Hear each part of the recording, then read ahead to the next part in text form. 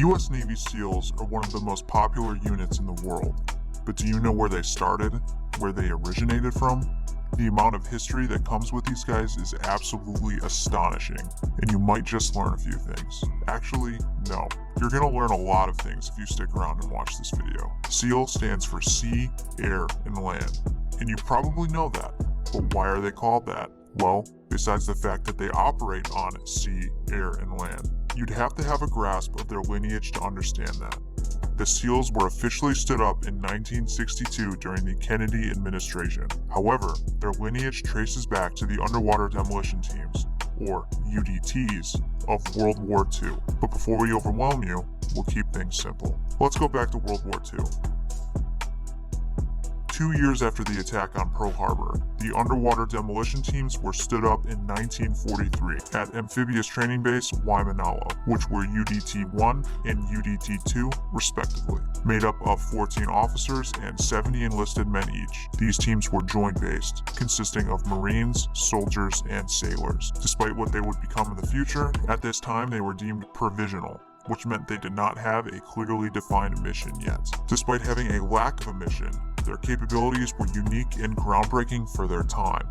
These warriors were equipped with those short shorts you know as UDTs, a K-bar knife, fins, and whatever explosives they were bringing to the battle. This lack of clothing and equipment led them to be known as naked warriors to those in the military at the time. With only a month of training under their belts in a type of warfare that had yet to be seen by the world, these brave men stepped foot into the war. They saw their first action at Operation Flintlock in January 1944. After Flintlock, the Army and Marine personnel went back to their parent commands, and the Navy personnel who volunteered to stay remained in the UDTs. By July 1945, 28 additional UDTs were stood up. It was becoming very apparent that they earned their place in warfare for many years to come. UDTs were a part of every major amphibious landing in the occupation of Japan, and they were involved in D-Day. Fun fact, the US Navy did not publicize the existence of the UDTs until after World War II. After World War II, the US military downsized. However, the UDTs still remain, with 2 of them on each coast. They were again utilized during the Korean War. The UDTs fought intensively, utilizing their demolition expertise gained from World War II for more of an offensive role. Continuing to use water as cover and concealment as well as an insertion method, the UDTs targeted bridges, tunnels, fishing nets, and other maritime and coastal targets. Throughout the Korean War, they refined and developed their commando tactics. They also conducted beach and river reconnaissance, infiltrated behind enemy lines from the sea, and continued mine-sweeping operations. Now we're getting into the Vietnam era, which is the time period where the SEAL teams were stood up. At the very beginning of the war, it was just the UDTs. UDTs carried out hydrographic surveys in South Vietnam's coastal waters and reconnaissance missions of harbors, beaches, and rivers, often under hazardous conditions and enemy fire. Despite their efforts, a unit with more capabilities was needed by the Navy now. The Navy wanted something that could do what the UDTs could do, plus more. This is where the SEALs come into play. While it is a commonly held belief that President John F. Kennedy created the Navy SEALs, the concept and need for them had been in the works for quite some time before he was president. He just wound up pulling the trigger on the concept. In March of 1961, Admiral Arleigh Burke, the CNO at the time, which is the highest ranking officer in the Navy, recommended the establishment of guerrilla and counter-guerrilla units capable of operating from sea, air, or land. Now come the SEALs. The first 2 teams, SEAL Team 1 and SEAL Team 2, were formed in January 1962 and consisted of personnel from the Underwater Demolition Teams. Men of the newly formed SEAL teams were trained in hand-to-hand combat, high-altitude parachuting, demolitions, and foreign languages. They went through a course called Underwater Demolition Replacement Training, which would later evolve into what we know as BUDS today. The SEALs had a huge impact on the Vietnam War, being involved in many different missions and operations. The SEALs, for their size, were among the highest decorated units in the Vietnam War. By 1974, altogether, they received 1 Medal of Honor, 2 Navy Crosses, 42 Silver Stars, 402 Bronze Stars, 2 Legions of Merit, 352 Commendation Medals, and 51 Navy Achievement Medals. Later awards would bring the total to 3 Medals of Honor and 5 Navy Crosses. That's just astonishing. After the Vietnam War, the need for unconventional warfare only grew.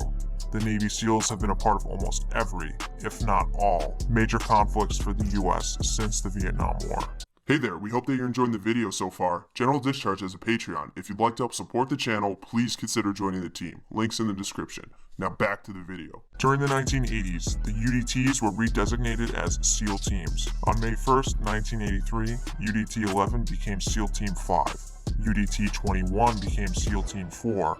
UDT 12 became STV Team 1, and UDT 22 became STV Team 2. SEAL Team 3 was established later that year, and SEAL Team 8 was established on October 1st, 1988. The 80s also saw the birth of SEAL Team 6, which is now known as DevGru, or Development Group. If you want to see a video of ours that compares DevGru to Delta Force, go check it out. We go over the formation, history, composition, and selection process of DevGru during it.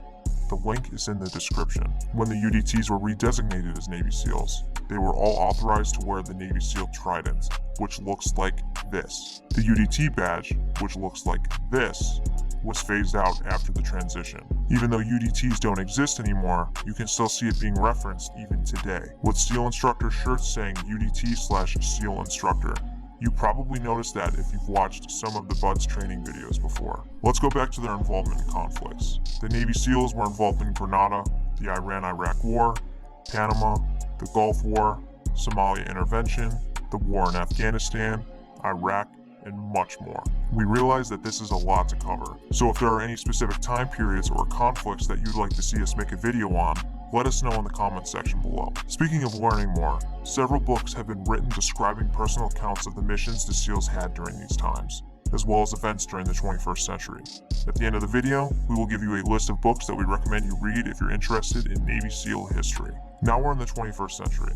In the past 20 years, they have really been put in the limelight. In the early 2000s, the Discovery Channel put out a documentary of BUD/S Class 234, which depicted how arduous and challenging the training is for SEAL candidates. Most of you are probably familiar with this documentary, and it opened the door for the masses to see what exactly goes on in making a Navy SEAL. If you jump forward to 2011, after Operation Neptune Spear, SEALs earned a lot of recognition and coverage in the media.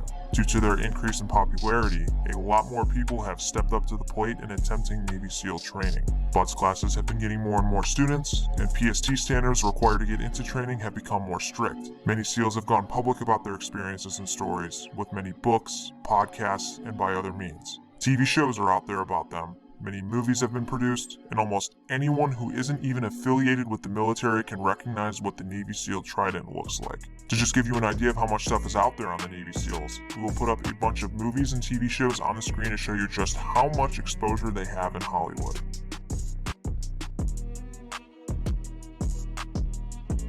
But back to the real life stuff. Because of how physically difficult their training is, only men have been Navy SEAls. The training was only authorized for male candidates up until 2015, where they then opened the door for female candidates. While it is open to women, no woman has completed the training as of the date we make this video. If you want the scoop on Navy SEAL training, take a look at all these videos you see on screen. We break down how to get into the SEAL pipeline, as well as the specificities of BUD/S itself. The links are all in the description for you to check out. Lastly, SEALs have been on the microscope the past few years due to situations like drug abuse, the SEAL who was charged with the death of a Green Beret, and the trials of SEAL Chief Eddie Gallagher. Because of how popular SEALs are in the media, a consequence of this is that all eyes are on them for their behavior and conduct. Despite their shortcomings, the Navy SEALs most certainly will have their hand in military history for many years to come. They are no doubt one of the most elite units in the US military, as well as the world. With their extensive capabilities, prestige, and influence, there is no doubt that they will inspire and motivate many generations to come. With that, we will leave you with our list of books you definitely need to go check out if you're interested in learning more about the history of the Navy SEAls. They are Lone Survivor by Marcus Luttrell, No Easy Day by Mark Owen, American Sniper by Chris Kyle, Seal of Honor by Gary Williams, When the Bullet Hits Your Funny Bone by Billy Allman, SEALs, the U.S. Navy Elite Fighting Force by Chris Osman, Fearless by Eric Blem, The Sheriff of Romedy, The Warrior Elite, and The Finishing School by Dick Couch. Well, that is the down and dirty of the United States Navy SEALs history. This is our first try at a historical video. Let us know how we did, and if you'd like to see more historical videos on other military units. We appreciate any and all of your feedback. As always, thank you for watching. Do you even want to be here? A big shout out to all of our patrons over at our Patreon. Thank you all so much for taking the extra step in supporting our channel. It is much appreciated. If you'd like to be featured on a General Discharge video, go give our Patreon a look. Join the team. Here's Nnovad. All your friends are subscribing to General Discharge, and you don't even want to be here.